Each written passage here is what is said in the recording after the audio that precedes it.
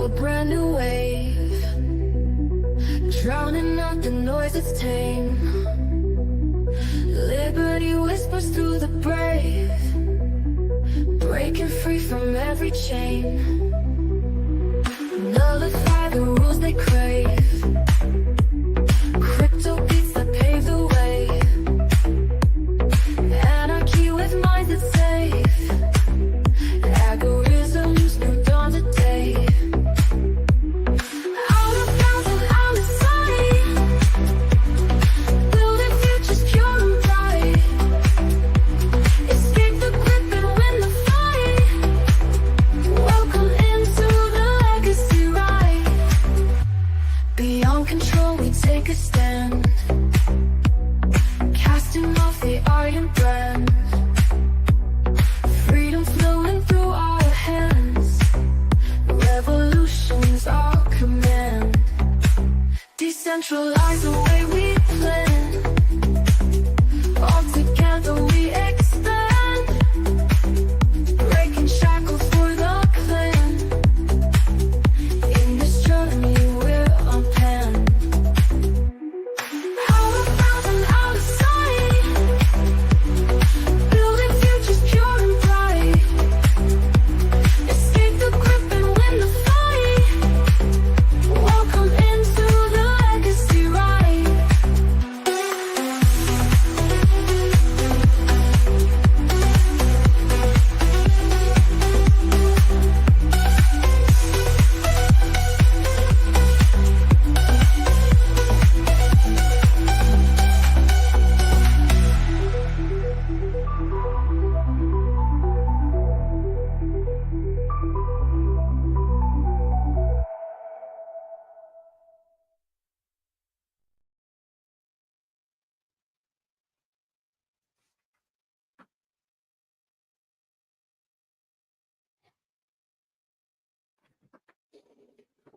Welcome to the Legacy Ride. It is not the weekly legacy this week. We will return to that next week. This is a Legacy Ride special. This is Vices Are Not Crimes. Are vices crimes? If so, you're probably a communist. How are you doing, everybody? I am the legacy of Jennifer and Kaiser. I'm Zachary Kaiser. That's Zach for short. And let's jump into the show and introduce the retard of the hour. I'm up for retard of the year. What are you talking about? You're not defeating me, dude. I don't know if I can do this You're not. anymore. You're not defeating me. You're not. No. Well, okay. Well, since you show your Are you copy, addicted to? Are you addicted to podcasts? that's what he says. I got the same copy. Damn straight. That's a nice, beautiful copy, by the way. It I is. do like the Kessinger. I do love the Kessinger Legacy pre-prints. Just the way that the cover. It's just so beautiful. It's so beautiful. Yeah. It's Good almost as physical beautiful. copy. Anyways, this is Andrew Joseph, everybody. He's the retard of the year. So he won't. In the running. He will not win my prize. So, but join the conversation. And check this out. Share all this. Let's dive in.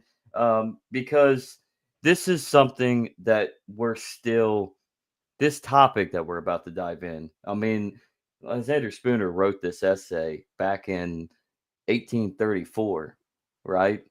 Something about that time, and This is we're in still in the PDF I got pulled up here. but we're still actually fighting the same fight that he was describing back then. With prohibiting viciousness against oneself. I mean, in the there's a business fine we call line. it foreshadowing. Well, I mean, yeah. So, He has some other takes on like taxation, actually, in this essay, as well, that kind of foreshadows the IRS and the violation of your due process amendments, your rights. So, but but I mean, to get started though, Andrew, Yes. can you explain to the audience what exactly are vices? And while we're at it, Well, why don't we define a virtue as well? well, Because they he go actually hand has in hand. a very popular quote about that. He says, "Vices are those acts by which a man harmed himself or his property. Crime is an act in which he harbors the property or the persons of another person. A virtue, is something that we all strive to, achieve and reach in our behaviors to other people, how we treat people, how we're expected them to treat us. The golden rule, right? Golden rule and the silver rule. Go. Yeah, the golden rule that Jesus would. I'm gonna go Christian on this, but Jesus would sum up uh, the Ten Commandments into two rules: Thou shalt, and one such would be uh, treat your neighbor as you would want to treat yourself. So that would be your virtuous behavior. How would you like to be treated? Right. I think most people would want to be treated pretty fairly. I mean, with a lot of respect. I come from the idea that respect has to be earned, but the only way to earn it is you have to give it. And there's a fine line between being respectable to somebody and actually giving someone respect. Not everybody, me, you, nobody deserves respect, but you can be polite, nice, kind, um, and respectable to that person. And with that, you get that respect back. And so there you're gaining respect. So, um, and that's how you become virtuous, in my opinion, is to be as kind and as good as you can be, uh, just in life. Um, so Accountable, being a good neighbor. Yeah, being a good neighbor. So when it comes to virtues and vices, um, what exactly, where do you think it kind of stifles away from when it comes to the vice uh, idea? Why is it that people want to deem viciousness for someone to be withered away, kind of stamped down? Well, I mean, it really depends on the social pressure and the culture of the era. Like they speak out in the PDF here. Um, it depends on when you're in Rome, you do as the Romans, right? Hmm. You don't cause too much trouble. You just kind of blend with the crowd and go along amongst your way about your way. So are you saying that we all do vices to blend with the crowd? We all do drugs to be liked? Well, I I'm mean, not gonna lie. That's why I kinda did drugs. Plus I wanted to kill myself, but some people are like that. Yeah, that they'll do anything to receive that appreciation, be liked. Mhm. So that goes to to go off of that standpoint right there. Does everybody deserve respect? Not necessarily. If you're a violent person, you should pay for the consequences of your violence. Are you a violent person? Oh, terribly violent. I got Me three felonies in two different states, I believe actually, I believe it. I believe it. and I'm a violent person. I hate violence. Do do we have the right in ourselves to choose whether or not we hinder ourselves, harm ourselves, or not? Well, it depends on the code of ethics that you're going to use. There's different codes of ethics. There's Judeo-Christian ethics, right?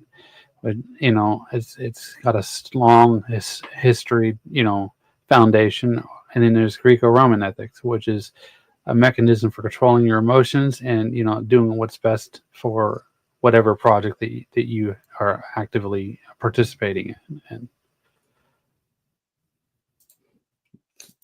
So hold on. Let's get away from the Christian-esque. Let me re-ask the question. Do you have a right to harm yourself? It's short and sweet there, Andrew. okay, I'm sorry. I mean, you have a negative right to harm yourself. Yes, it's nobody else's business. So, does somebody else have the right to stop me? Nope. What if I have a gun to my head and a needle in my arm, right in front of a police officer? Does that police officer have the right to shoot me in the face to stop me from shooting myself, either with heroin in the arm or a bullet to the brain? No, actually, I was talking to some fellow security guards here last night at where I work, and they were talking about people that were drunk driving. You'd be economic in the way that if you're going to get pulled over for being intoxicated behind the wheel, keep something on you, drink it while you're behind the wheel, right? Oh no, don't drink it behind it. What I'm saying is, when they pull you over, drink it right in front of them so that you can get away with a lesser charge. A lesser charge? What are you talking about? That's a DUI. A public intoxication versus that's what they You were bu- saying. Former police you're behind officers. you're behind the wheel. I As know long that. as you're behind the wheel and the keys are in the ignition, you're yeah. And they all, not only that, but you're saying that you saying that they stop you What while you're what I'm saying driving? is they can't prove that because if you drink it in front of them, this is what they were saying.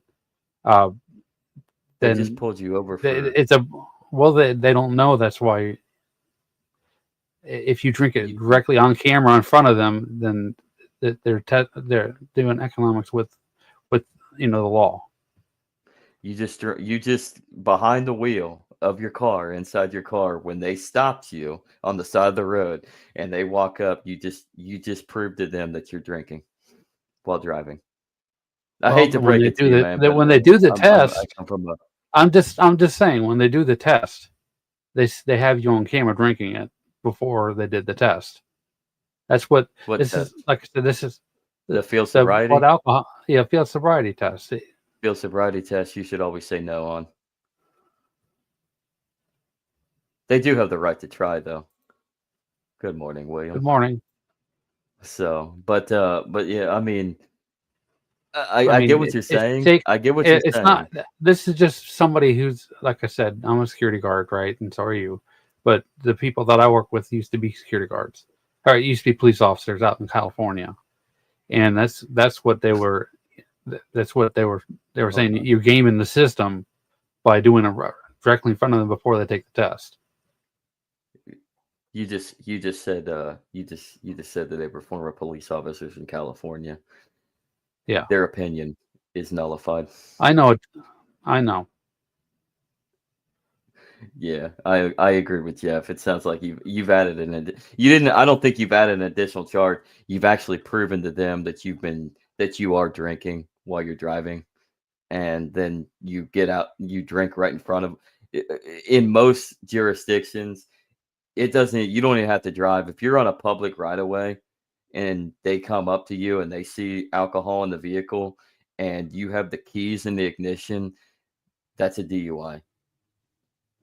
Now, if you don't have the keys in the ignition, then they could get you for public intoxication, which in itself is kind of stupid because you're not out in public at that point. You are safe. You might be sleeping behind your wheel, so you're not driving. But that's where a lot of people get in the trouble is they think that they can just not go anywhere as long as they're not driving, but then they get the DUI.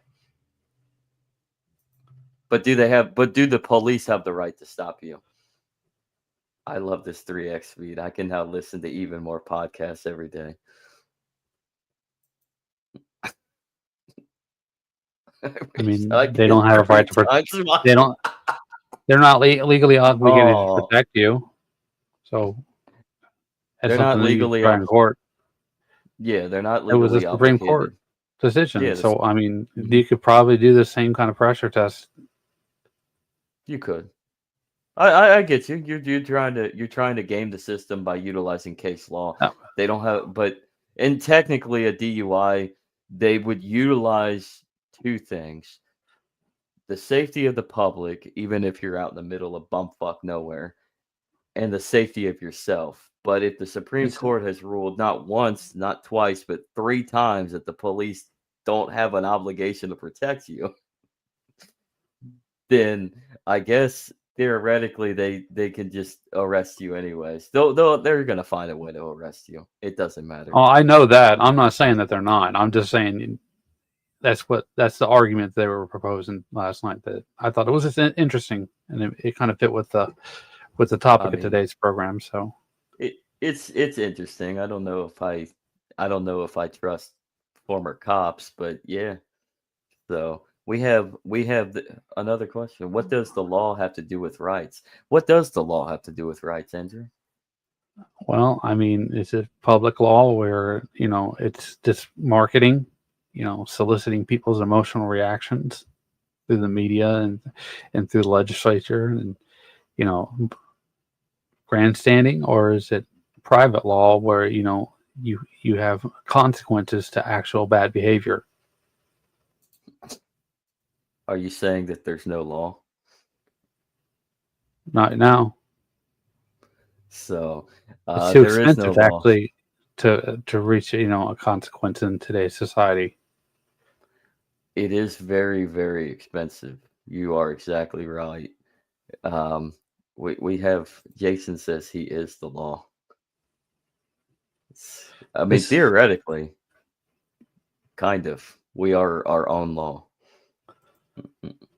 We have we have other conversations going on in the comments. Um, I saw. so but but anyways, uh so we're distinguishing that the law is not really the law. Police don't have the obligation to protect you. You have every right to do as you please that is vicious and harmful to yourself, so long as you're not harming anybody else. Um, so I think that kind of distinguishes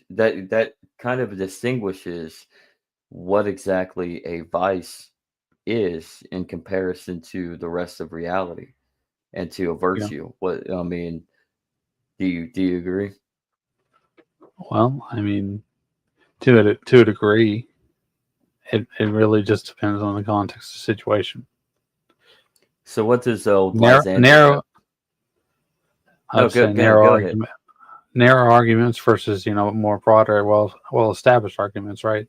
If you're entrenched in making a specific point, and it takes 20 pages to justify your case on like Tom Woods had made an example about the type of cake that you needed to get for this particular case law to get the upper hand against the next lawyer. Is that really you know is that really going to solve whatever problem, or is that just wasting people's money and time? Well, truth be told, you should just be your own attorney. It's You know, counsel, not attorney. You have a right to counsel. You know, not a yeah. Well, this attorney, this lawyer bullshit. I mean, that you have the right to somebody to just defend you. What is a lawyer? I'm asking a question there, Andrew. What is a lawyer? I thought you was making a joke. I'm sorry. No, what is a lawyer? What is the difference between a counselor and a lawyer? A lawyer is somebody who's in it for life. And a counselor? Someone who's there just for the moment. Hmm. So, well, let's actually expand on that. What does Lysander Spooner say about counselorship? I mean, I'm not sure exactly where I would find it in the PDF. I don't think he will. I don't think he explains it Yeah. much in this, but he does actually explain a little bit. What do you think Lysander Spooner would say about counselorship as opposed to attorneyship or having a lawyer? Well, I'm sure he would be, gravely, offended at the fact that people are trying to, expand state power and concentrate political power and, grandfather people's rights. Hmm. So what's it? Yeah, you mean grandfather rights? What do you mean by that? What I mean is, give someone an inch and they'll take a mile. You give them, Hmm. just enough justification to expand their authority over people. And maybe that kind of helps answer your question about the difference between counsel and a lawyer, someone who's out to make a name for themselves versus actually protect people. Okay. Well, let's get back to the law enforcement apparatus. And at what point should law enforcement step in to prevent self harm? There was talking about in Vices Are Not Crimes back in uh, Caesar's time. There was uh, people associated with the government who were trying to Cicero, I think he was talking about, who was doing self harm to protect the dignity, reputation of his family and his name, because they this is would have been a lot easier if we just read it. I'm sorry, I'm trying to remember because it's 20 pages. But We're not there's no you yeah, don't always have to read it, but if you want to bring up the PDF and find what you need to see, I'm more than happy to say let's read segments. I'd well, rather talk about if this, you're, Hector. You gotta be I able to know. read and comprehend it, man. Well, I mean, I've listened to it several times. I've read it a couple different times. It's just trying to All right. remember everything in the location, Going away, But going away from vices are not crimes. All right. At what point should law enforcement step in to prevent self harm? prevent self harm. Because I think Spooner would probably say law enforcement has no actual right to Yeah. prevent you to harm yourself, um, because you have every right to do whatever harm happens to you. Because it's up to you. It's your choice. I mean, if you want to be vicious, you want to commit harm, you If want you to want to hinder harm someone. yourself to protect your reputation or the reputation of people in your family, because it would save face, that's your business, and Yeah, that's what that's he your was trying to. business. That's the Yeah. point he's trying to make in his argument. Yeah, that's his argument. So, in the realist terms, since we're at this day, I mean, you have mental health laws, you have suicide is effectively, can I say suicide, YouTube? I'm Well, we're talking on a realist, yeah. Um, but self-harm in today's day and age it's a fickle subject. I mean, and it's nobody really wants to talk about it. And it seems that it is illegal because people are afraid of death. That's the real reason is people are afraid of death and they're afraid of seeing someone harming themselves and unaliving themselves. And in reality it's your business. So would a police officer should a police officer actually step in to prevent self-harm? I'll do it another way, through forcible means. well, I mean, there's all the time people are overdosing nowadays, and they're going to do it whether they like it or not. They don't want to live with that on their conscience. If they That's think they can Yeah. step in and save somebody's life, they're going to do it. But in reality, and this is where society doesn't really live in reality, because reality is you can't help somebody unless they want to help themselves first. And if one person who is harming themselves I mean, in the process of doing harm to themselves, do you really think that they're going to allow you to save the day? I know I wouldn't. I don't think they'll voluntarily do it. I mean, people feel homeless, so they're going to take their frustrations and anger out on themselves, Hmm. and that's a function of their upbringing, at the adversity they experienced at a young age.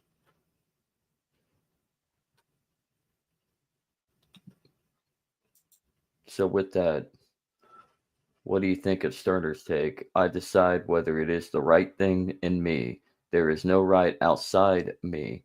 If it is right for me, it is a right. Possibly this may not suffice to make it right.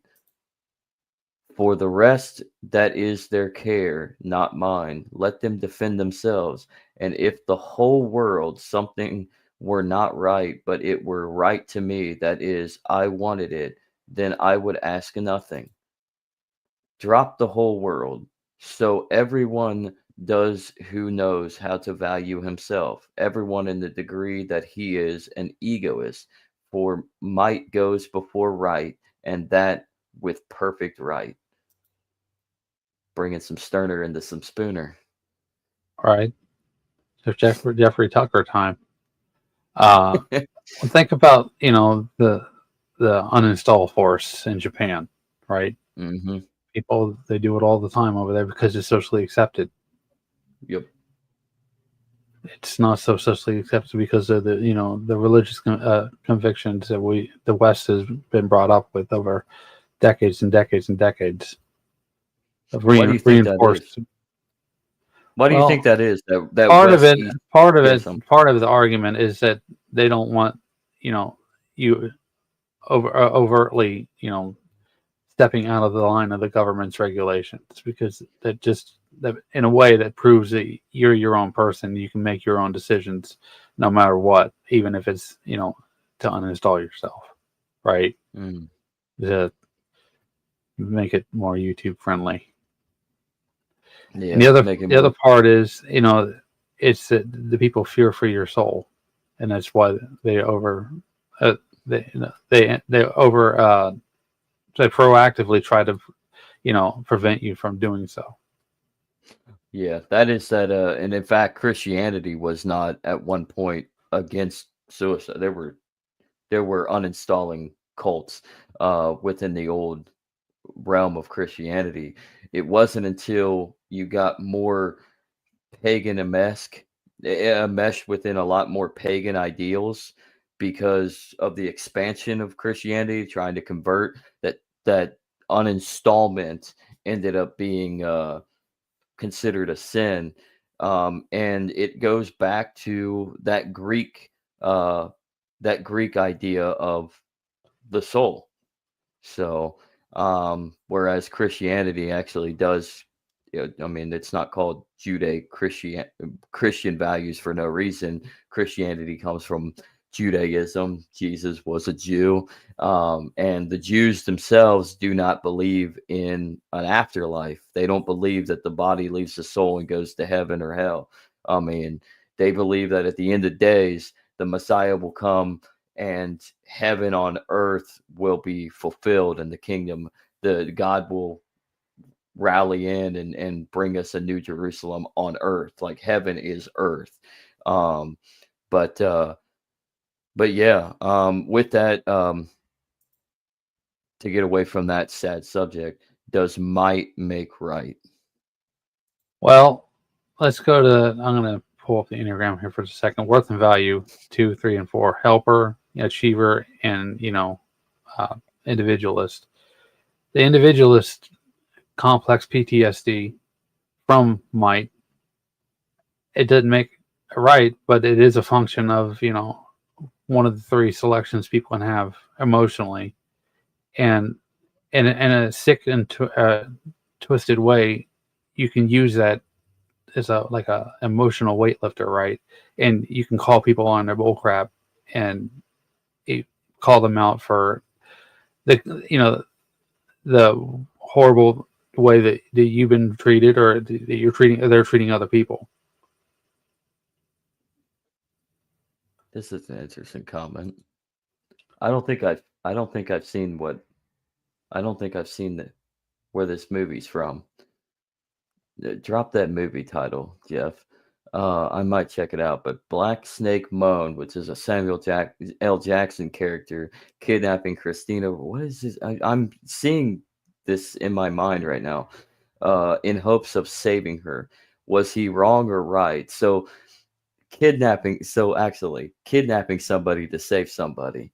Let's just go off of that. Is that perceived to be morally right or morally wrong to you, Andrew? I Um, do want to know what that movie is. So it once something's lost, there's no retaining it, no matter what you do or do not do. You can try to replay the situation 1,000 times over, and you're not going to get a different result. I mean, that's what the definition of insanity. So if you think you can save somebody through somebody else, you're just going to be suffering for the rest of your life. we'll do. Well, I think from here we should do what you want. Bring up the PDF because there's a section that I want to discuss on why do people commit to vicious acts in the first place, and does that coordinate with poverty?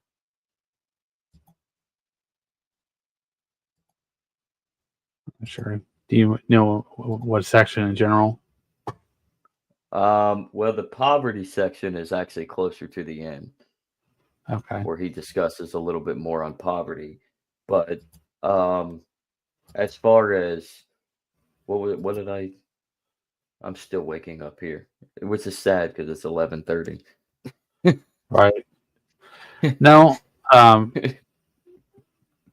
It's there's been studies.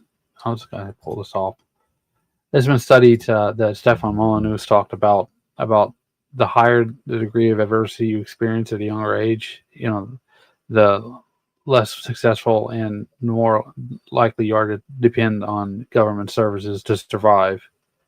So that it's not from the PDF, but that is a real consequence of having to deal with adversity, repeated adversity, getting PTSD So PTSD pertaining and towards your complex environment. PTSD.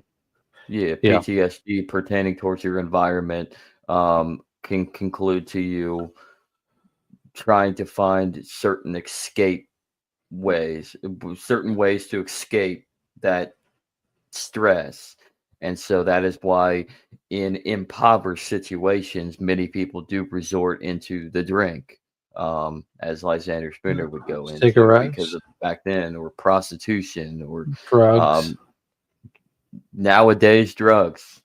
Nowadays drugs. I'm going Yeah. off of what he was referring to, which was more liquor spirits back then, Yeah. prostitution, and the other sources too. And yes, there were drugs per se back then, but not to the degree of what it is now. Yeah. But you find it escape. To find your happiness in a vicious cycle that that you yourself are in, but in reality, you're actually causing more harm to yourself trying to find that happiness.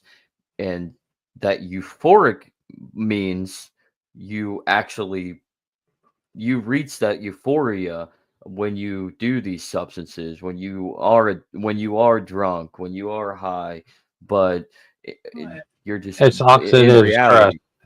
You're Yeah, you're burning the candle at both ends. you didn't have to cut me off, man. But yes, you are correct.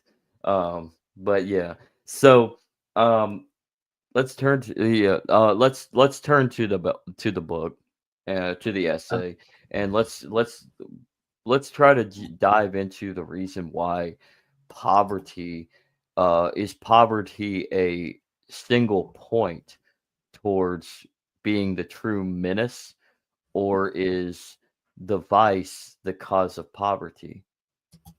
I'll see if I can find it real quick. Hold on just a second.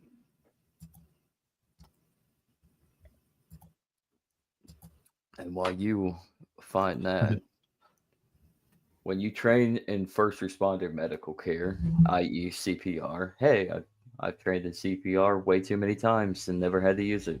You have to ask consent, truth. If you don't give it, you are legally supposed to help. But if they go unconscious, you have implied consent. That's a fair point right there because if they're unconscious, the law basically says there's implicit consent to needing to save a life. Um, I think that has a lot to do with society and how culture has molded today. And I think that has a lot to do with the fear of death for a lot of people. And the sanctity of life. And I think that has a lot more to do with the Western cultural values and the Judeo-Christian concept that the West has, even though as secular as we have become, we still gravitate towards Judeo-Christian values here in the West, and it's that fear of the loss of the soul, Yeah. because you went out on your own rather than give your soul into God's hands. So we implement that we need to save every life that we need to save. So if somebody goes unconscious and needs CPR and they can't consent, then that is implicitly saying, unless they actually have like a sign, like a certificate on their arm that says DNR, do not resuscitate, in the middle of the office, which very rarely you're going to find. Even if they do have an actual DNR, we can jump in and save their life. And then, of course, you do want to gain someone's consent if they are conscious, because that's just the right thing to do. So, No. because they may not want you to save their life. So, even if they refuse care when conscious, then pass out, you have implied consent. That is interesting, actually. That is interesting. If they are conscious, I still don't understand that one. They can refuse care, but then if they go unconscious, now you can actually save their life. It's like, uh, but they refuse care. So that's kind of like It's gray area. over boundaries. Yeah, that's a gray area. I will agree on that one, because they did refuse, but then all of a sudden they went out, they passed out, and then it's like, well, what do I do? They refuse. So, I mean, at one end, you kind of want to say you save their life, but at the other end, they did just say, I don't want medical attention. So, me personally, I would probably just, I'm trained in it, so I'd probably say, well, implied consent. I'm going to try to save them, and then they could, when I get them conscious, they can tell me, what the fuck are you doing? So, and then they can sue me, but then you have Good Samaritan laws that can protect you. So that's one good thing about, I guess, laws. Like, well, they refused, but then they passed out, so technically they had implied consent. So, Right. and then I stopped as soon as they came conscious and said, "What the fuck are you doing? I don't want your help." I stopped. But it is very, very strange. Mm, mm, mm. So, you found the section, Andrew? I did, yeah. Go Section ahead. 22. Go ahead and Still read. another and all sufficient answer to the argument that the use of spirituous liquors tends to poverty, and that, a general rule, it puts the effect before the cause. It assumes that in the use of the liquors that causes the poverty, instead of it being a poverty that causes the use of the liquors. Poverty is a natural parent of nearly all the ignorance, violence, crime, and misery that are in the world. Why is it so large a portion of the laboring people of England are drunken and vicious? Certainly. Not because they are by nature any worse than any other men, but it is because because their extreme and hopeless poverty keeps them in ignorance and servitude, destroys their courage and self-respect, subject to them to such constant insults and insults and wrongs, to such increase. Constant. Just a second. Yeah, I can't. Sorry. such incessant and bitter miseries of every kind, and finally drives them to such despair that the short respite that drink or other vices afford them is for the time being a relief. This is the chief cause of the drunkenness and other vices that prevail amongst the laboring people of England. If those laborers of England who are now drunken and vicious had the same chances and surroundings in life as the more fortunate classes have had, if they had been reared in comfortable and happy and virtuous homes instead of squalor and squalid and wretched and vicious ones, if they had had opportunity to acquire knowledge and property and make themselves intelligent, comfortable, happy, independent, and respected, and to secure them to themselves all the intellectual, social, and domestic enjoyments which honest and justly rewarded industry could enable them to secure, if they could have had all this instead of just being born in a life of hopeless, unrewarded toil with a certainty of death in the workhouse, they would have been as free from their present vices and weaknesses as those who reproach them now are. It is of no use to say that drunkenness or any other vice only adds to their misery, for such is human nature. The weakness of human nature is, if you please, that men can endure but a certain amount of misery before their hope and courage fail, and they yield to almost anything that promises present relief and mitigation, though at the cost of still greater misery in the future. To preach morality and temperance to such wretched persons instead of relieving their suffering or improving their conditions is only insulting their wretchedness. Okay, obviously Zach is tired, so it's time to end the podcast. Oh, my bad. Your reading put me to sleep. Yeah, So I know.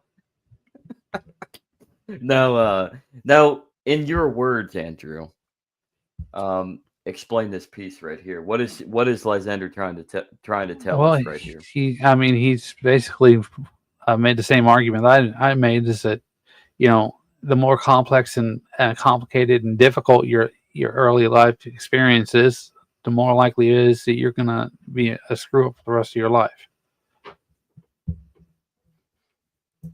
And I think Jason brings a point to this too. Is there a bell curve thing here? Vices might be more common for poors, but what about super rich? They often run out of purpose and try to find drugs, prosties, giggles, prosties. I like that, prosties, or worse. What do you think about that? So, I mean, Well, the idea that vices are seemingly more common with the poor, uh, but you do have you have a lot of scenarios where the rich ev- actually do the same uh, thing. everyone has a vice. It's not so much about being drunk or doing drugs. Some people, Enneagram personality actually covers this. I don't have the picture on me, but it's really depends on how you function as a person, and that's going to guide you with the way you behave and what you appeal to vice wise.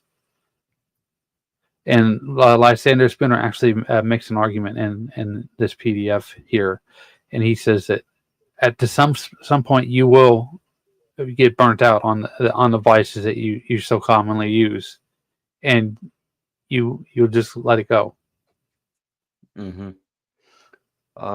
Jeff actually has the lottery feeds off the desperate. Speaking of the lottery, which actually we're about to start talking about the government in this case too. But the lottery feeds off the desperate, advice designed to gladly relieve you of your money. Actually, let's that's another vice in today's day and age. Playing the numbers game, the lottery. Why is it that it seems i- is the Well, idea of the lottery a way to make the poor It's perceive that it's an easy way to become rich and that it's money it's a, brings happiness? it's an IQ test. Some people will overexpose themselves to debt, trying to get as much as they can, uh, in like lottery tickets, in order to get ahead, and they don't win because the ratio to winning is outrageous. It's if you I'm not encouraging anybody to gamble, but if you are going to gamble, it's you have to keep a small ratio, and understand that you got a really small risk of winning. And so Right. if you So don't, I, you have to be I smart was going about to it. ask. So you're saying it's an IQ test. So are you saying that people that like to gamble, thinking that they might have a chance to win this small fraction of a winning percentage that they have, um, that they're actually relatively stupid? Like what would you say the average Not IQ of somebody who plays the lottery and the scratch off tickets and all that Powerball? What do you think their average IQ would be? Well, it depends on their impulse control, right? If they don't have any impulse Hmm. control, then it doesn't matter because they're just going to do whatever they want to do.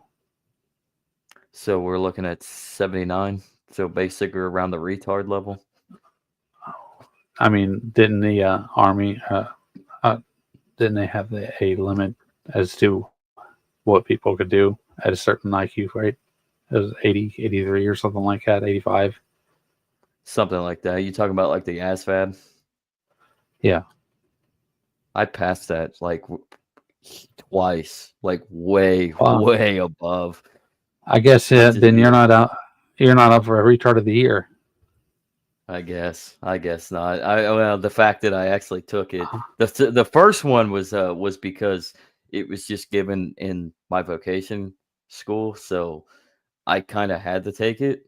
The second one I actually just took, so I guess because of the second time, I am up for retard of the year because I actually took it. I was thinking about actually going into the army at one point because I was retarded.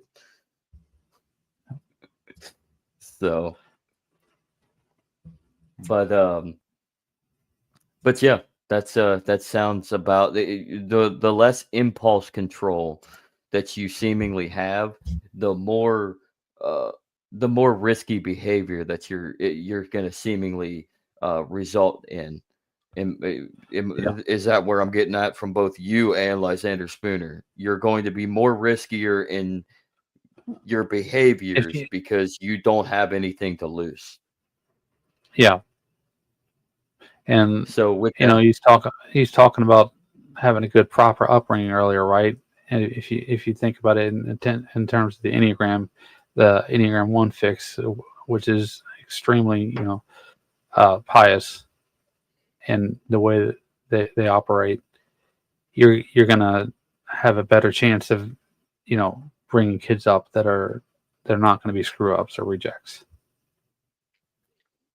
to stay on that, why is it that speaking of kids and procreation and why is it that the poor seem to have more kids than those who are more wealthier or those who are more well off? Well, it's because they don't have.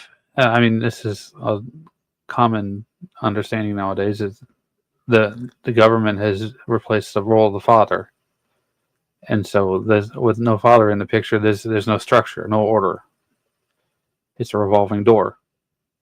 I kind of I agree with that concept, but at the same time I kind of disagree because way back in the day, a lot you kind of had to have two reasons why you had so many kids and families.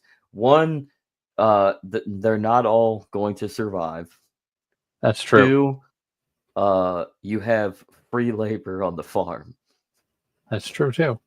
So, so why is it now? So you're saying now I'm talking because of in yeah, present day, yeah, not in present the day past. now it has more to do with welfare programs, dependency, the fact that you get free shit and you can have as you can be as risk adverse in your life as you possibly can be. You can do whatever you damn well please, have it go fuck anybody and everybody, go get pregnant and have so many kids, so many, so many kids, go fuck.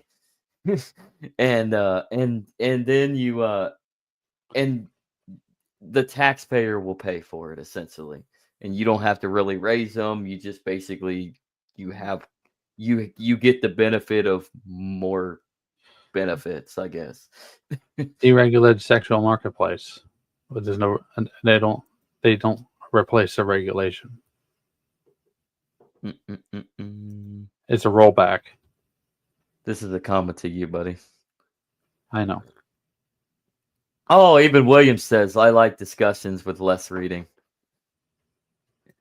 Because you can read the book yourself, god damn it. Oh, it's Lent. I need to stop. Sorry, God. So I'm just looking to get deported.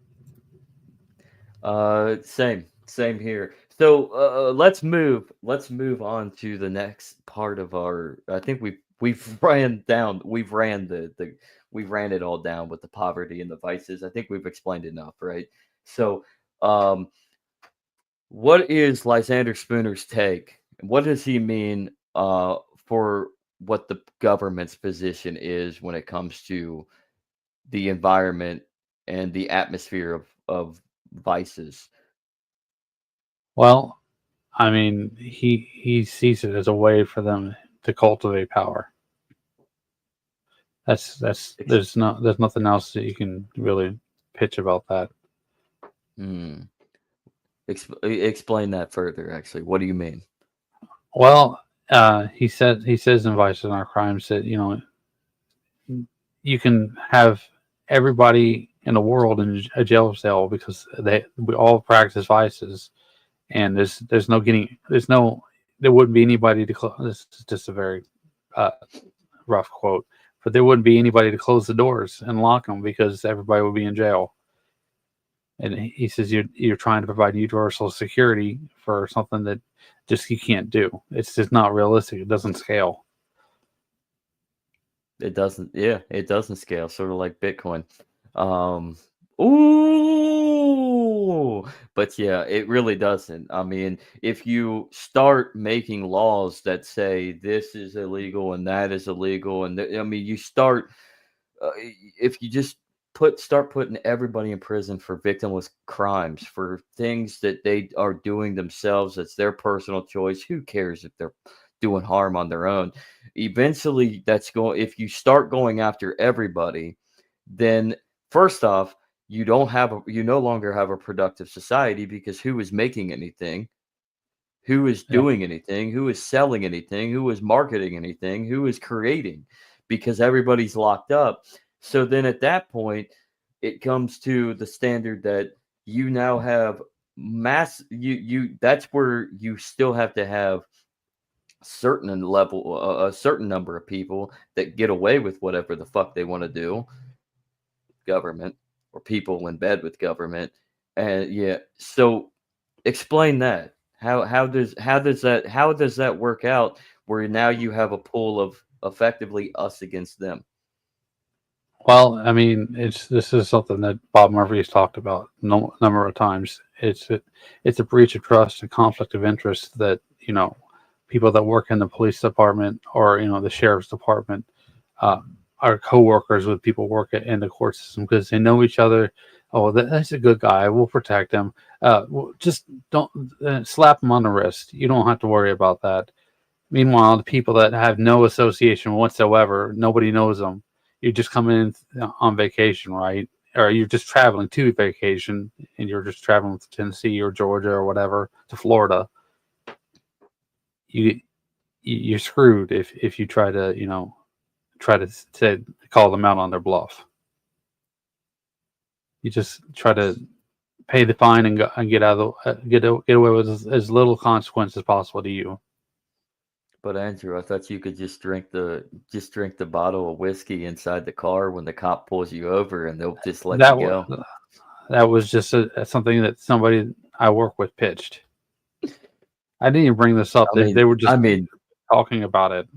I mean, technically, that's calling the bluff. So yeah. Well, I mean, if you're driving through Georgia, right, and you don't want to just pay a $12,000 fine for public intoxication, if you just go overnight, this is what they were, like I said, they were pitching. You just drink it right in front of them on camera, and then it's, take the test. You're gonna be out 4 or 6 hours later. spend the night in a drunk tank. You don't go to Georgia. You don't even drive through. You drive through Georgia, get the fuck out of Georgia as fast as you possibly can, because them cops over there, they're assholes. I will say that they're not good people, and the laws don't even corroborate with reality. Um, but yeah. So effectively, that's what government's there for. I thought government was there to protect people and their rights. Are you saying Government is that Spooner dissertates that the government doesn't protect rights? no, it's an insurance company, according to Spinner. It is an insurance company. That's what we love about Spooner, because it really is an insurance. It's insurances for a few, yeah, at the expense of the rest. Yeah. It's Bolshevikism. We're going 100 modern day, they years call after. it democracy. Well, republicanism, democracy, Bolshevikism, whatever. It's all the same. It's all the Centralized same power. bullshit. So, hidden.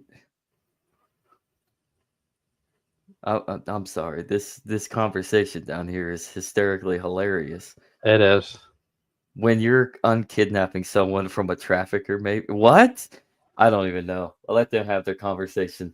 Something about a this is hilarious. Swedish bikini team.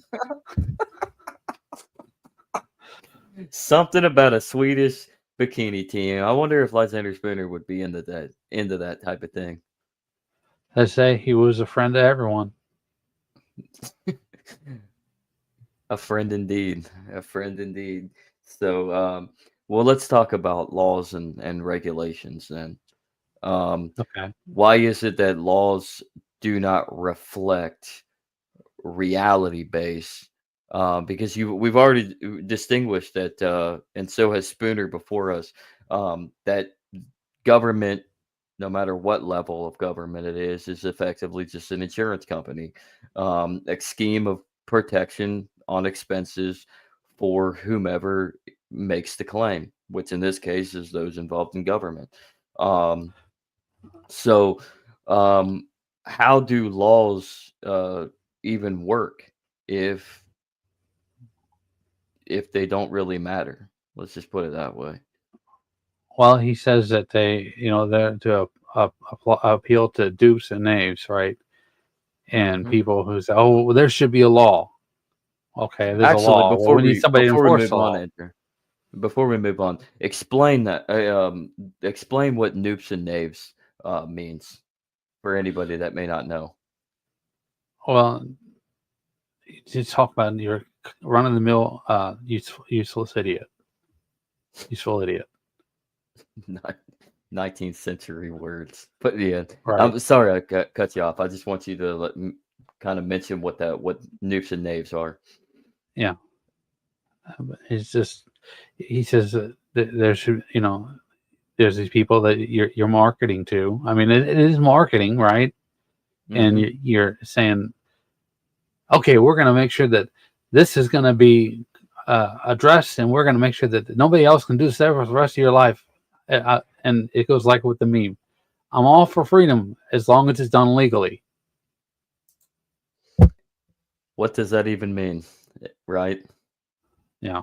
I'm all for freedom as long as it's legal. That sounds like a conservative take, man. I'm all for freedom as long as it's done right.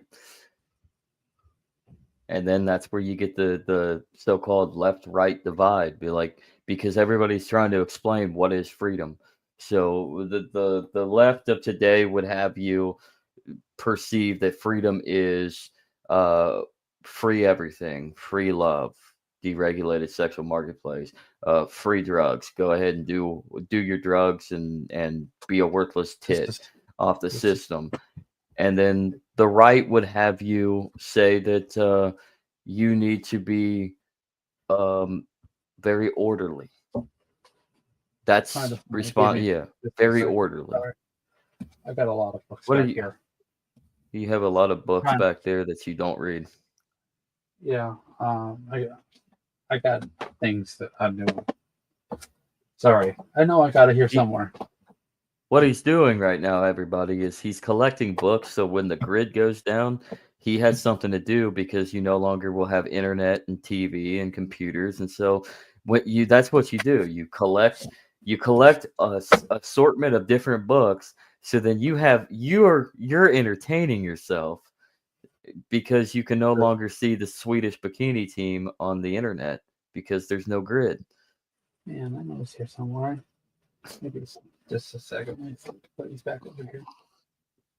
But no. Jeff Dice had a book that he came out here with recently. I'm trying to find it. But Yeah. while I'm doing that, to check this one out. How to become a federal criminal. Looking at that, that's really good. How to become a federal criminal. Just fucking get elected to Congress. Right? Oh. I could have sworn I had. I guess I didn't order it. I'm sorry. I've got a lot of books. But you're talking about Jeff Dice's the book he came out with like a couple years ago. Yeah. But it's for a Strange Liberty, I think is what it's called. Yep. And it's the four different for a strange new liberty or some shit like that. It's a dissection of the 4 different interpretations of what freedom is in a modern context. What does freedom mean to you? Freedom means the right to leave. The right to leave. Without question. Well, to me, and you have that right because you have the responsibility. Freedom is responsibility, and with those responsibilities, in those actions within those responsibilities is the consequences. You have the right to be responsible in your own actions, understanding consequences. You do something that might potentially get you killed. Well, you do have the right to leave because you probably should be starting to run. Because say you unalive Farmer Fred's son, Brad, who caught you banging Farmer Fred's daughter, Brad's sister, Cecilia. Throwing out names here. And Farmer Fred comes running. Brad runs. Farmer Fred comes running in with the shotgun. What do you think you're gonna do, man? You're gonna be running. Well, let's slow down. Let's slow down the emotional, appeal to this right now. Well, the humor of it. Earlier, I'm trying to be humorous. It's none of their business what people do in their free time by themselves voluntarily. Well, of course, but at the same time, you have to give people space. Neutrality is expensive. It is incredibly difficult to find somebody who's open-minded enough to let you implement your own research and approach to things. But what I'm trying to say here, Andrew, is not everybody's going to think the same way as you. I know that. So you need to understand to be responsible in your own actions, your own interactions, your own way of life. You have to understand there are consequences with those actions. There are good consequences with good actions, and bad consequences to bad actions. So sometimes any action may end up reciprocating sometimes the positive action, surprisingly enough, may actually coordinate with a negative interaction, a negative consequence, because not everybody's thinking the same. People are idiots. As Osho says, the people are retarded. They are knaves. They are noops and knaves. So, but I mean, so you have to understand, and so that coincides with what you're saying is we have the right to leave. Freedom is the right to leave. Well, freedom is the right to move on from a bad scenario. That is your responsibility. Look what happened to the Mormons, right? They got kicked out of New England, and they went out to Utah, and they created their own territory, and they established out. Right? Joseph Smith was a pedophile.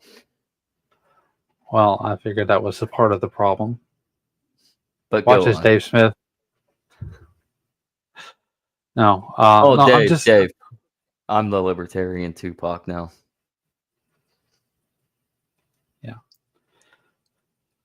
What I was starting to say is this goes back to what I was talking about, the neutrality thing, right? The more concentrated societies become, the harder it is for you to have that neutrality and stake your claim and make your case without somebody coming in and trying to grandstand and say you should go to jail. It's called grandfathering. Explain that concept. What does grandfathering mean? If in case nobody else necessarily knows what it means. If you have a cell phone and a cell phone plan, then you use a cell phone at a certain financial rate, and you signed a contract for that rate. 20 years later, you still have the same plan. Not everyone's going to have that rate. You're the lucky one. You're the grandfather who gets to use that rate. Everyone else is upgraded, and they're going to try to entice you to upgrade so that you can't practice those same that same level of law with them, contract. Yeah, it's just like say you have a home that you inherited. It's like, say you have a spouse or a parent that you moved in, and you inherit a home and a mortgage, right? You get the home placed into your name, mortgage it ends up going into your name and your name alone. You're able to get that filed, and it is the same set point like insurance rate has gone up in recent years, but you're fixed into the interest rate that was there when the mortgage was initially signed by the person you're inheriting the home with. That would be case point in to your case point. That would be grandfathering in. You are stuck to that original idea or that original filing or framework or what have you. But that original idea is still festering overhead of you rather than over here where everybody else is onto another idea. Another example you could take is this. My great grandpa, right? Well, I guess but when Netflix first skyrocketed their rates, if you were already in a plan locked and loaded, your rate initially didn't increase, but anybody that signed on after that date would have to pay for the new price. But go on. My grandpa and my great grandpa and great great grandpa all have guns, right? And my great great grandpa, he had a Tommy gun or whatever. He had a short barrel rifle. But then it just slowly started fading out. And he likes having fun doing this. My great grandpa, he could order a fully automatic machine gun through the mail, and it would go get delivered, 6 to 9 weeks later. But then my grandpa, he had to go to the gun store, but he couldn't buy, regular traditional guns. He had to do semi-automatics. It's a slow, evolving process of de-escalating your rights and having limiting your options. And they're trying to do it nowadays with pistols and stuff like that. That like up in New York a couple years ago, there was a guy who had an extended rifle magazine, and they raided his house. It was never fully detailed about what happened, but I think his name was Whiskey Warrior 556, and there were people like calling the police department saying you can't go in and fight, but they've already got the upper hand. They've got the legal jurisdiction and the precedent and everything sealed away. It's a slow and evolving process. Like I said, you just don't have rights. Was that his Whiskey username? Warrior 556? Yeah. What was was that one? He was in the Middle East. Oh, he was in the Middle East. Never mind. Well, shit. What was that other guy's name? I He was think it was built. an He was. Iraqi veteran. But no, what was the other? What was that one guy? This was just recently in New York, where you have he was he would buy certain parts legally, of course, and it was going through the internet, of course. That's what kind of fucked him. But but he was building his own like model guns. Like he was retired. This was his hobby. He wasn't selling them, building guns and selling them or anything. It was literally just his hobby, and he's in jail. Shoot, what's his name? But he's now in prison for 10 years right now. They're trying to appeal it, but and I know that in his case, the judge actually ruled. This is the state of New York, of course. You you don't you can't use the Second Amendment as a defense as your defense in my court, something like that. What was his name? But yeah, he's in jail also for 10 years for basically building for a hobby. So so you got a point with that, grandfathering in. Excuse me, I'm And just a voice in the heavens because I'm smoking a cigarette. well, let me go back to the Whiskey Warrior 556. When that was all going down, I was doing security at the time, and I was sitting there and like, I mean, because it's overnight, there's nobody there. I'm watching this thing develop on Facebook, right? And they got people going over and like they're gonna go meet up in the cemetery and go and fight the cops. I'm like, are you serious? This is just like it was wild. And people say, oh, you don't have rights, but you have rights, right? It's marketing. You keep going back to that thing about marketing. They say you have rights, but the moment you actually try to jump on it, William, try to. Is it it is Taylor. I think it is Taylor. I don't know if it's Ricky. Yeah, but you try to stick them, keep your nose to the ground and prove your point that yeah, you've got rights and you're going to defend them, and then they say you're crazy, and eventually by the time the people actually standing out because like I'm just now starting to pay attention, it's too late. And the people that like try to fight the law, like in the courtroom, they've got 20 different different implementations of the same law. It's a losing battle. That's why I'm black-pilled and want to leave. Wouldn't that be a white pill though? You want to leave, and if you reach it's goal, an accelerationist pill. Yeah, it's an accelerationist pill. You're trying to work to leave so you can start anew somewhere else. That's actually more white pilling than it is black pill. Black pill would just be like collapse it all and just watch it burn. Who cares? I'm a nihilist. I'm a capitulationist. So the sooner they give up, the better.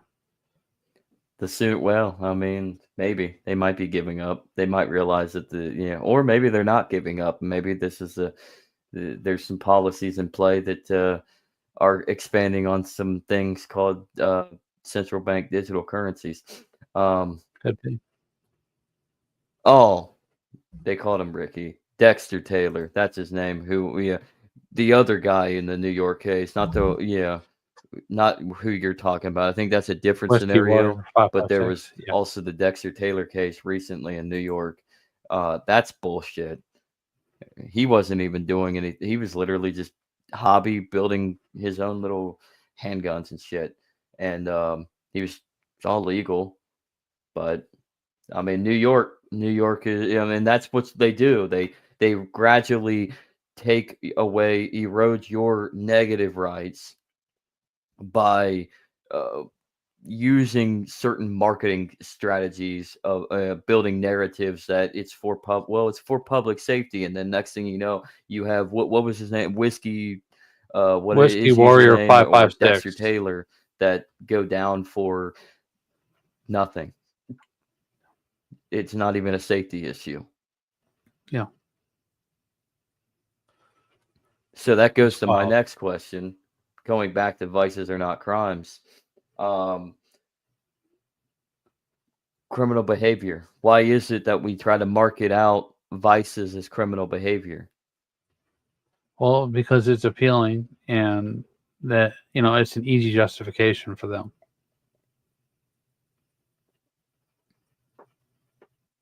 Are you speaking? Well, I mean, Uh-oh. it's right in front of you. We have We have a technical crime. We have a difficulties, Andrew. crime. Andrew, I can't hear you. Just a second.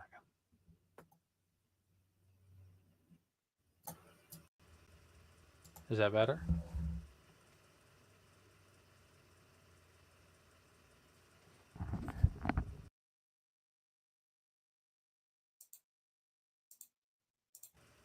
Is that better?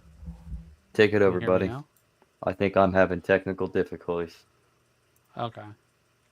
Well, I'm trying to remember. I mean, it's an easily marketable crime, right? They say, oh, there's a criminal act here. We have to have more, law and order. Well, more law and order means more concentration of power, less freedom, less neutrality, less ability to interpret the law in a way that doesn't grow the state. So, okay, William can hear us, Zach.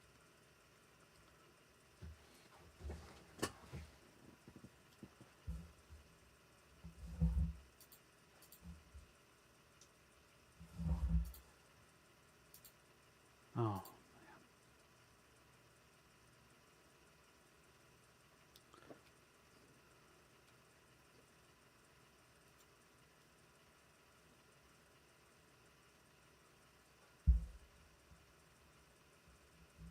you there, Zach?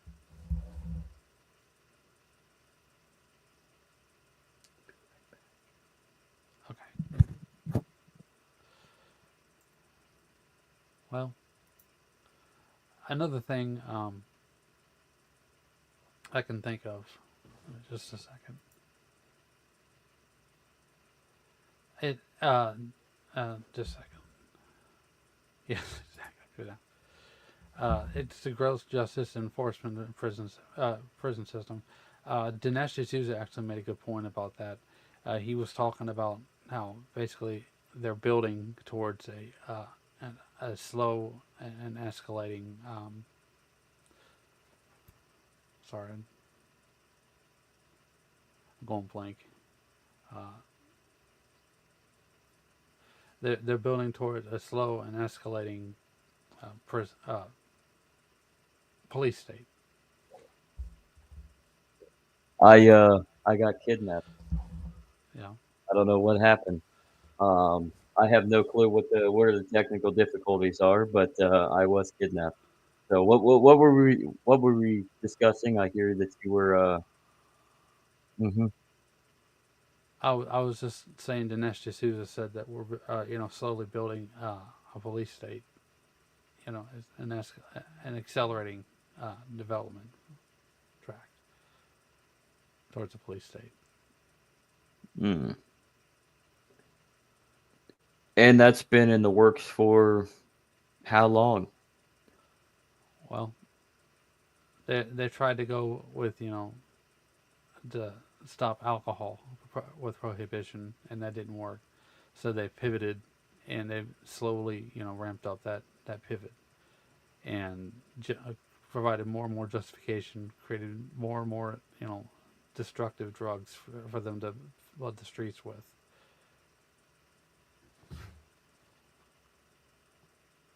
Go on. More concentrated power, which means more spending. More spending it means more more needs for tax money, less stability within society, within the family. Destroy the family. It's a vicious cycle.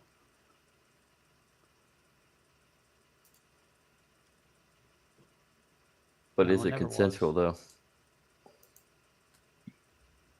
It never was. I mean, we are in a democracy, a Well, I mean, republic. Spooner talks about this in his well, in his work about the Constitution, right? None of us have our names on the Constitution. It's just something that we're born into. and expect it to serve out to the end of time. That's interesting you brought that up because the 14th Amendment effectively created this, effectively and officially created this notion of birthright citizenship, correct?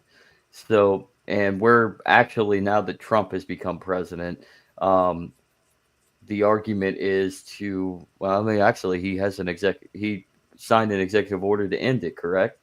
Um, so, with that being the case, birthright citizenship and the Constitution kind of they they kind of collaborate together because, as to your point and what Spooner talks about, is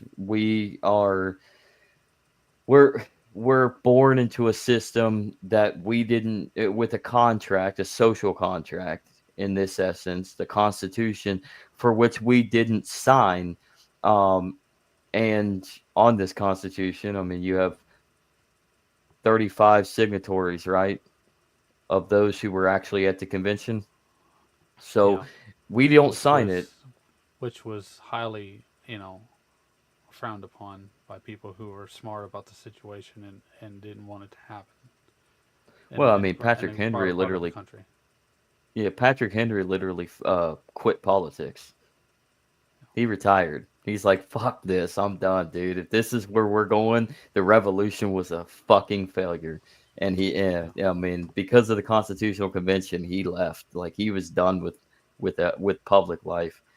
So, and Thomas Jefferson, for all his, I mean, for works. the concept, I mean, he was a man of his time, sure, but he was also a man of principle within his ideology, and he wasn't there. He was in Paris at the time. He was the Hmm. ambassador to France, so there's nothing he could do really to stop it, right? So, um, so I think the term is this mutiny. this yeah, this idea goes back to the Constitution, and I think your opinion as well as mine, that certain rights are grandfathered for certain people, and everybody else just has to deal with it, and liberties are eroding, um, because the government tells you so. The government tells you what your rights are, and the government can take away those rights. Those rights are now privileges, privileges of the state. Paternalism and paternalism. Hmm. So when it comes to vices, the sins of the flesh are not crimes in man's society, but they are crimes in the eyes of your, in some capacity, to certain spiritual beliefs of certain people. Some people don't believe in this. Um, they are just rights, and rights in general. They're still rights because you have a chance, you have that free will aspect. But the sins of the flesh are the vices that we speak of, for which the government, that society creates, man's law, says we cannot even commit a crime against ourselves.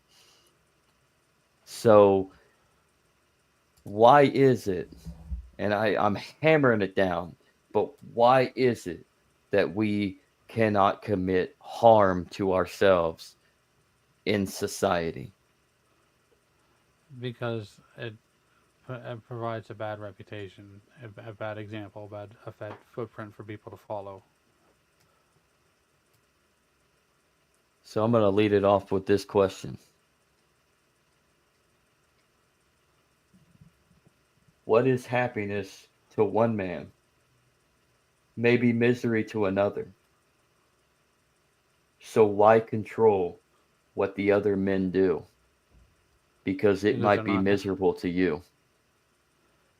because they're not happy themselves and they can't stand to see other people happy. So because Lindsey Graham can't stand the fact that he's a closeted homosexual, he has to demean the homosexuals because I'm a closeted F word? Am I? Agate.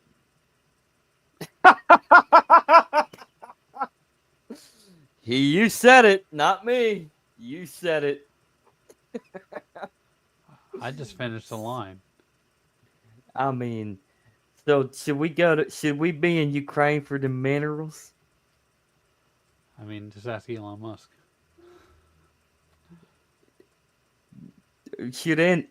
Yeah, yeah. Is Elon Musk in Ukraine for the minerals? I suppose so. The masters don't want their slaves dead. No money there. A good episode from what's this? Peter Schiff about the efficiency of keeping slaves. He said, I want you to explain that one. I'll be right "Well, back. he just makes the case that it's actually counterproductive to keep slaves because when you keep slaves, you use force, and that it degrades their spirit, breaks their spirit, and you can actually get less uh, quality return or whatever you want to call it in their labor." So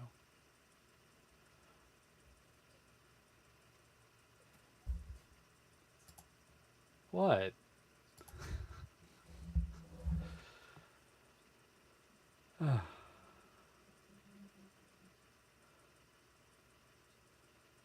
I don't know where he's going.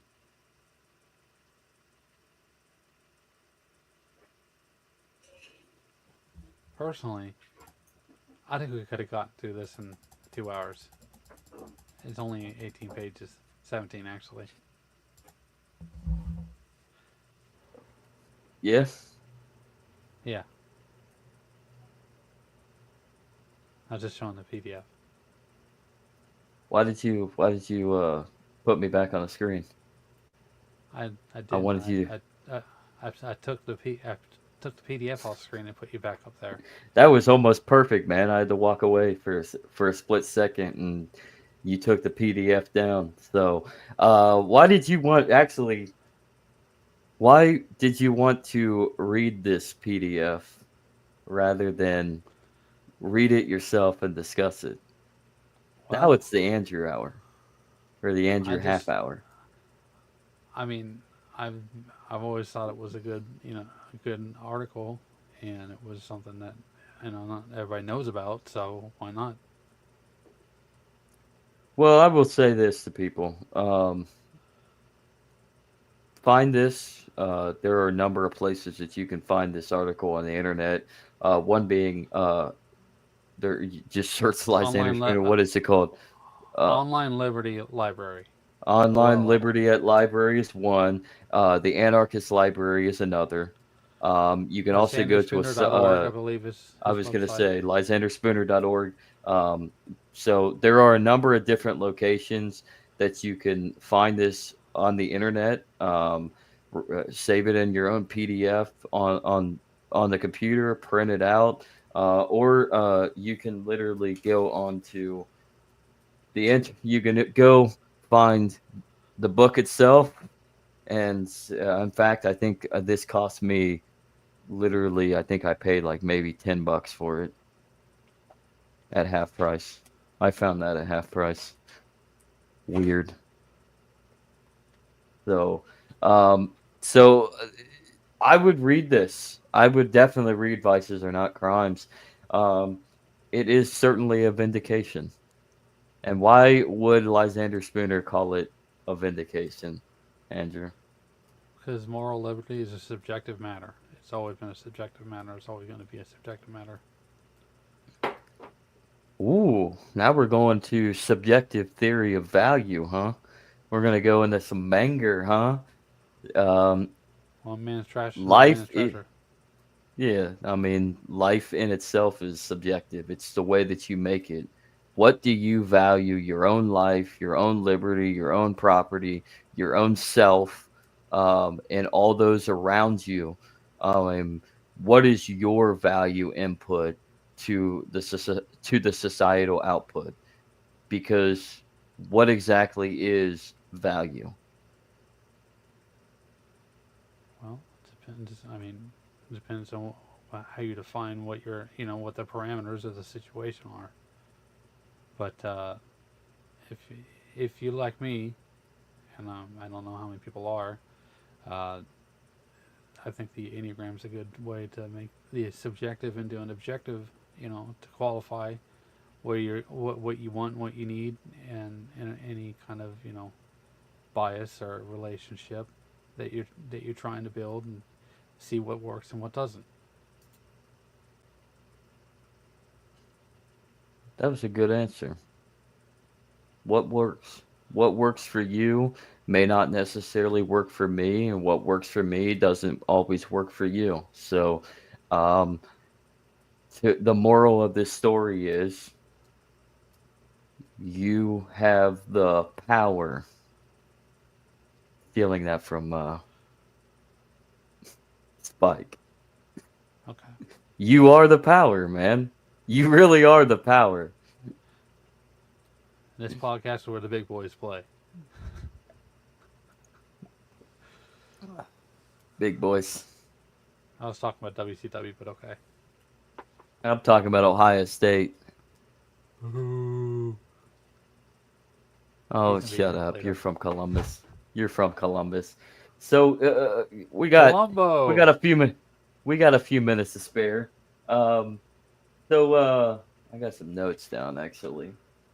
So only individuals can judge themselves of what is harmful or not to himself. Do you agree or disagree? I mean, I know he talks about when you have to understand the consequences of particular behaviors. There's limits. A 5-year-old who's near the edge of a cliff doesn't know the consequence of gravity. That's what one of the cases he makes, right? But at the same time, you have to know the nature of fire so you don't get burnt. All right, all right. Humans humans yearn to be protected, but not to be protected from him or herself. It depends on Or their do they? emotional, how emotionally stable and psychologically stable they are. Explain that. Their emotional stability. What do you mean? I mean, if they're under extreme, emotional distress due to, oxidative stress, for example, they're not going to be, they're going to be highly volatile, and they're not going to be making rational, clear decisions. So they have to be competent, as Lysander Spooner actually points out. Quite, And I believe the Latin compe mentos is what he used in vices. compass In mentis. this right here, um, you have to be competent in yourself to be able to make the decisions that are more Compass credible, mentis. right? Compus mentis, I believe. Um, so you evidently agree. You have to be very confident or very competent. We did not make that up. It's in the PDF. It is. It is in there. Let me rephrase my initial response. A crime requires a perpetrator and victim to exist. An individual cannot be both victim and perpetrator of the same crime. Therefore, vices, an act which harms the individual committing the act, cannot be crimes. He Very well also says said, there could Rude. be no criminal intent resisting injustice. So let me see where it says compass mentis, where he talks about it. We'll be here all day. We will be here all day. While you look, Yeah, let while me you pull it look, up though. here. Let me look it up. Pull it up on my computer, and I'll just type it in real quick. Can you Let's can you see. see that? Compo. Um, I even wrote it down. Everybody. Self control. Compos mentis. Competence, having the self control to decide uh, for yourself what. you want to fucking do. Control F, bro. Okay, I found it. It's page 10. Sometimes I find resisting myself to be a criminal in theory, like resisting. Well, I mean, that's not a crime, though. That's a vice. There you go. Put it full It screen. still sounds fake. I said that. Complement is right there. Mm. I don't What know if is you can this? see A my post mouse or for not. ants? Right. Well, it's in page 10 of the PDF. You can go look it up if you don't believe us. So hear that, Jason? Look it up. So, but why do we allow ourselves to be gaslit into believing we need to be saved from ourselves? Because we can been psychologically conditioned that way. At least to a degree. Say that again?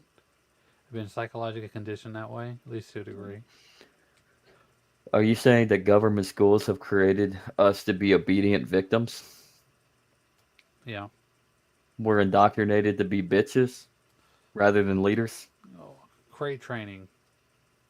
Hmm. We talked They about want that us, last night when we was talking yeah. about on on League of Incredible Friends. Not just the schools, though. It goes down to culture, to your very core cultural environment. So it can be your family, it can be your community, and then of course like government schools. Or I would say schools in general, in my opinion, because they're all government schools. As long as you take public money in some capacity, which a lot of religious schools and charter schools take. Hate to break it to you, like Catholic schools take public money.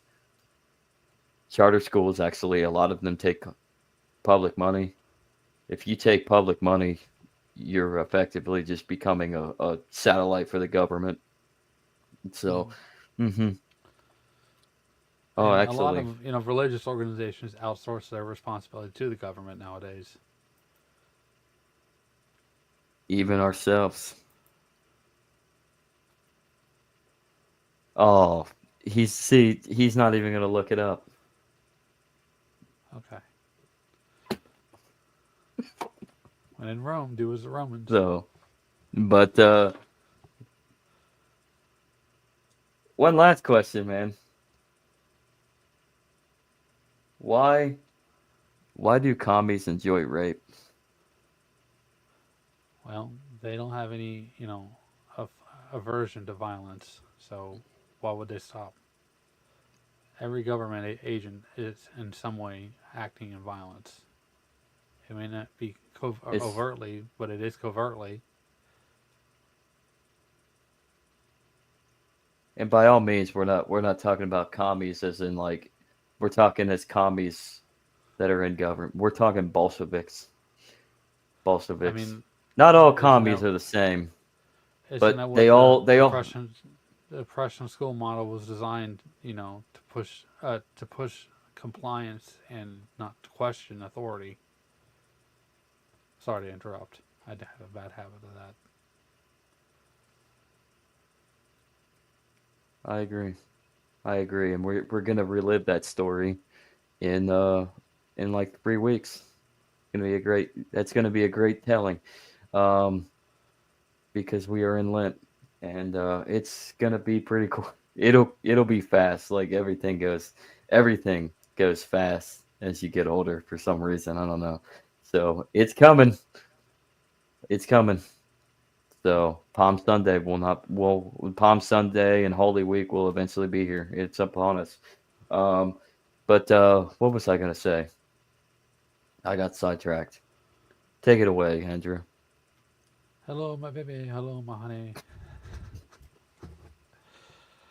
Oh no, So I was talking about why is it? The Prussian school model, right? Yeah, It's great.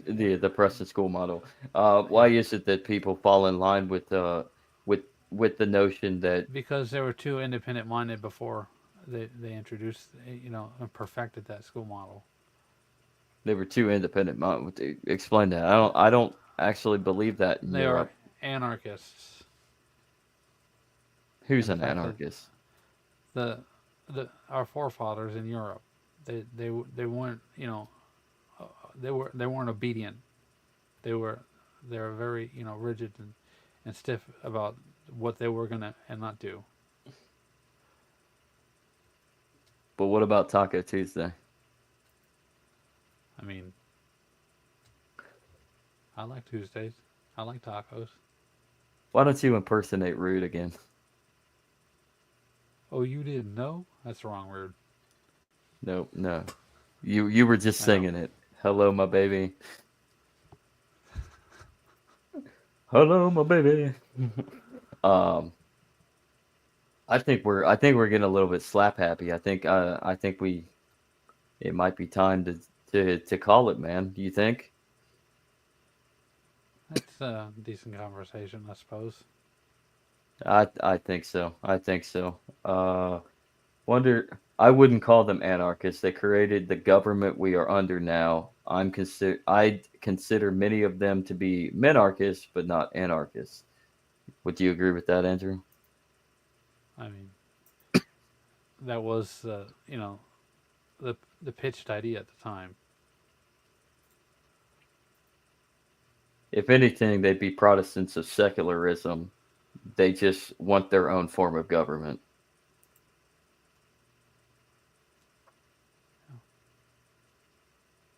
Do you think People I don't know compete. what's the Governments could. do you think that is where we're missing in society and in culture now is that we've become more secularized? Well, we're all on the same page in many ways. So there's, there's no innovation. It's very stale. So we should embrace Jesus, the OG anarchist. I mean, that's one implementation. There can be plenty of implementations of what is and what isn't right.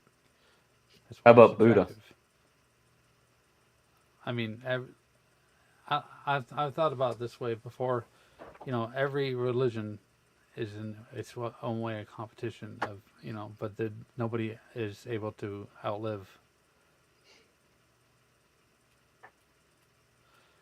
fully live out, 100% of their perspective, religiously speaking, because we're all flawed.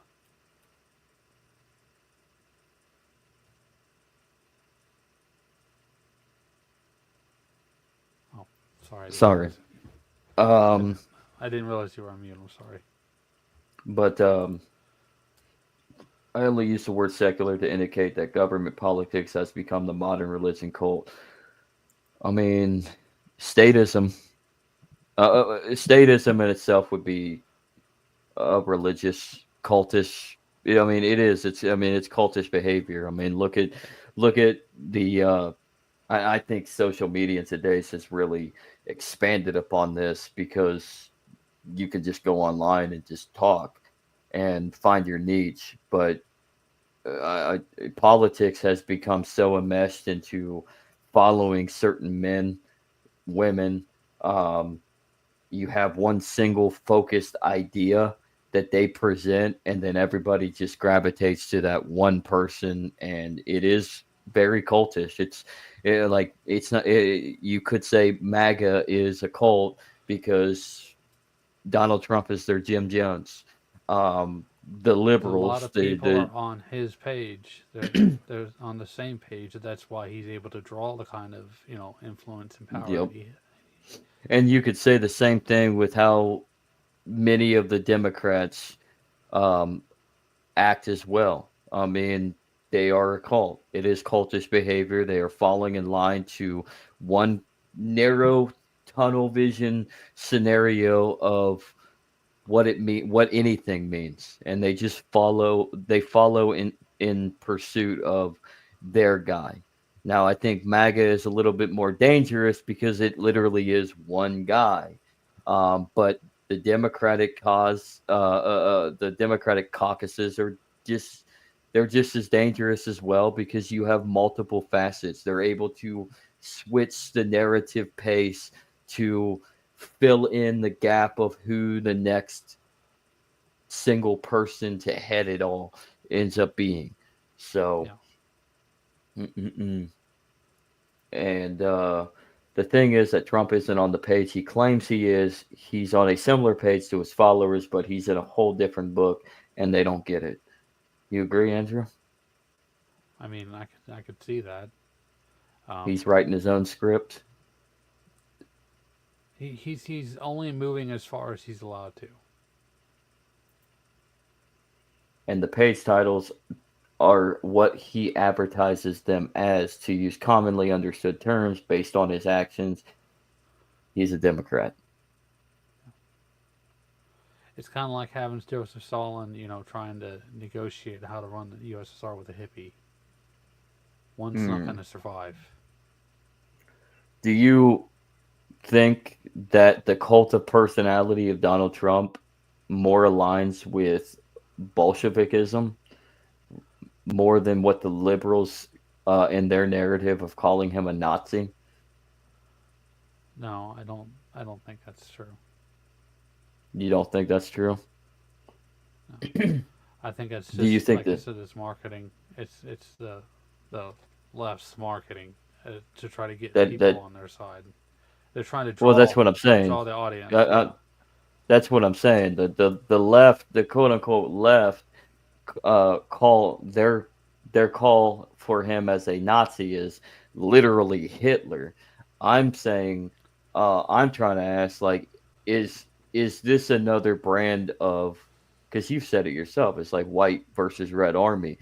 Is his side more closely aligned with the Bolshevik movement and of the 1910s of 1917 more so than what the left say he's literally Hitler?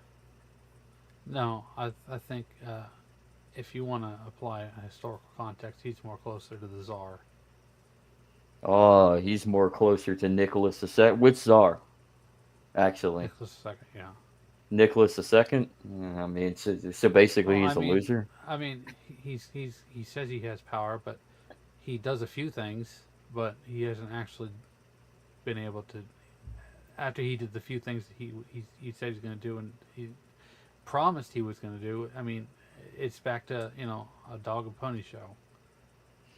The only The, reason I call him a Bolshevik is because he's backed and funded by Israel, and the Zionist movement has ties to the Bolshevik movement.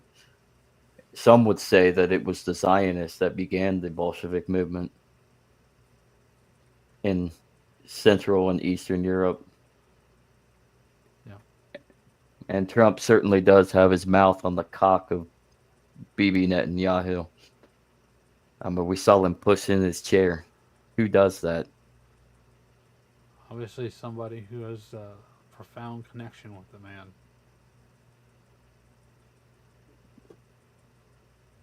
Profound connection.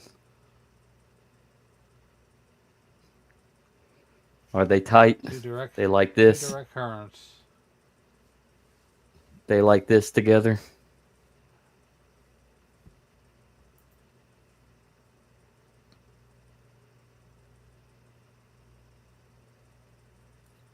As it half has half a Jew, I'd agree that it was Zionists who began the Bolshevik movements I'm aware of.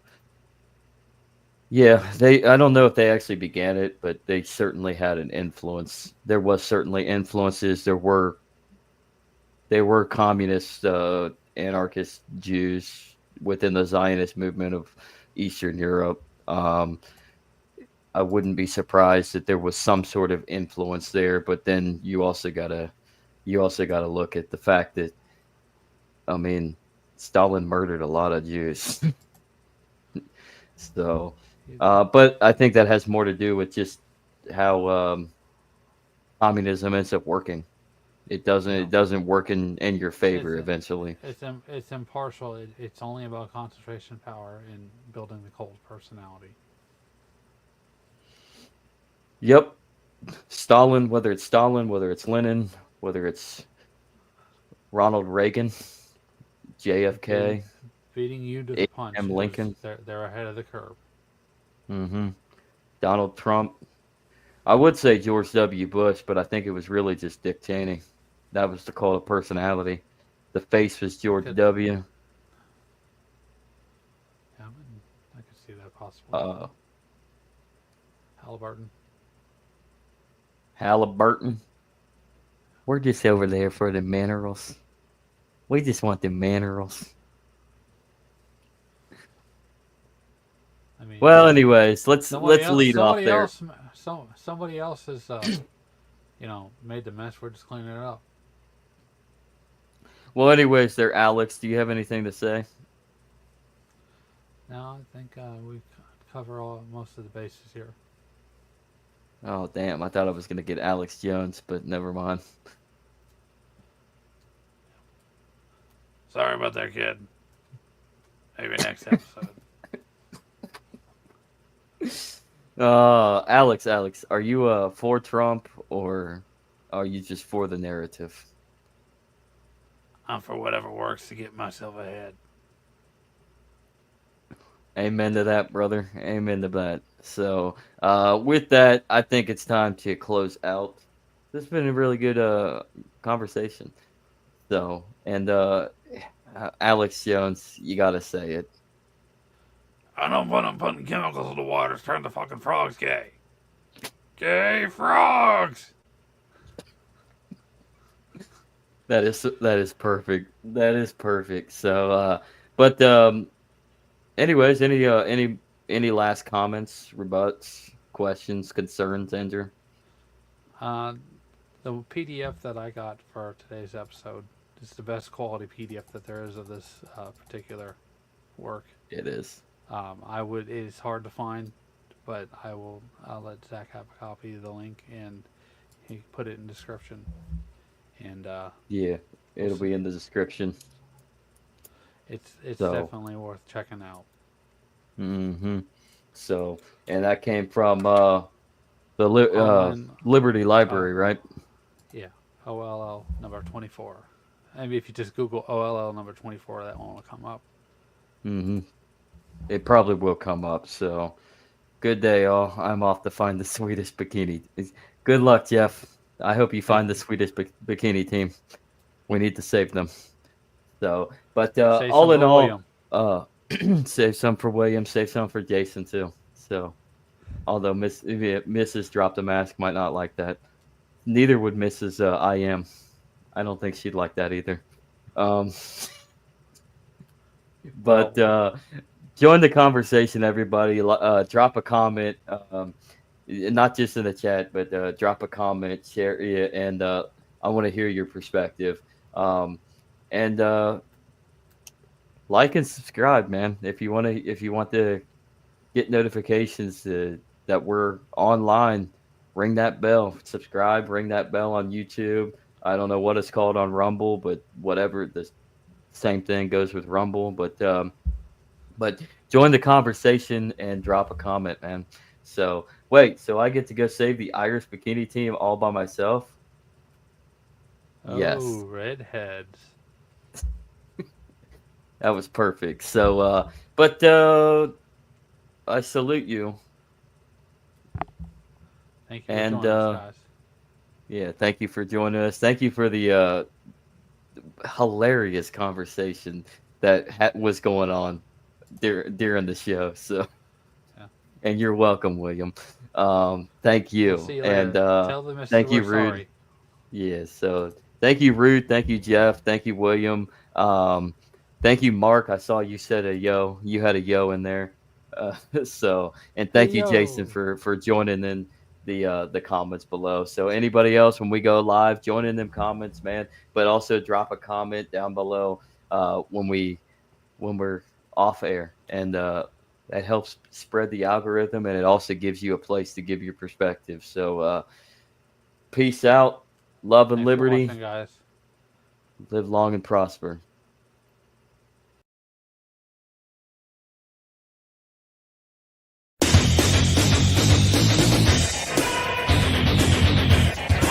Good evening, ladies and gentlemen. I'm Steve Okerlund. I'd like to welcome you to WCW Nitro.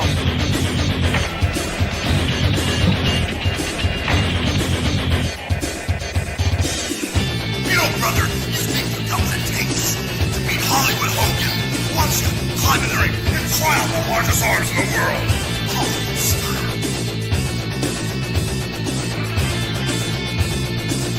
wrestle an inch more Ric Flair, you gotta be able to walk that out and style and profile. Woo! You really think you're ready for the You really think you're ready for the Scorpion Deathlock? You think you're ready for a fatal encounter? This is why they call me the total package. Did you have a pain threshold to withstand the butcher rack? Let's find out. Hallo, hier ist Alex Wright. Wenn ihr High-Flying Wrestling Action wollt, Spinning Sidekick, Top Turnbuckle Dropkick, dann nehmt mich. Der Sieg ist euch sicher. Versprecht euch. Oh yeah! Watch the flying elbow drop off the top rope. Not only beat people 1, 2, 3, but I hurt him real bad. It only takes one of 1,000 holds. I think you're man enough for the challenge. You better be ready to wrestle, because you know, when you get in the ring with Eddie Guerrero, it's going to be high-flying and exciting. Hey, anytime you feel froggy, man, I'll slap on the buzz killer, rip your shoulder right out of socket. Wolfpack style! Hey, funky boy. Like there's a choice here? Good God! Pick the man with the plan. Pick DDP! Hey, all you suckers out there, you wanna play the game? You wanna play with the big boy? Put your feet on the button, cause when you go down 110th Street, it's gonna be on like neck bone, sucker. This is Booker T from Harlem Heat, hardcore OG brother from 110th Street. If any of you punks got the guts to step up to the plate, push the button. Yo, Chico, you selected Scott Hall? Get ready for a wild ride on the outside.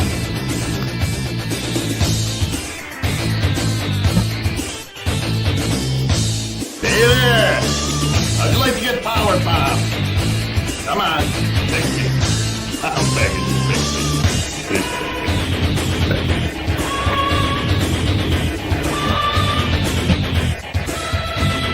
You think you got the courage to step in the ring? I think you're gonna wind up with a snap neck with a choke slam.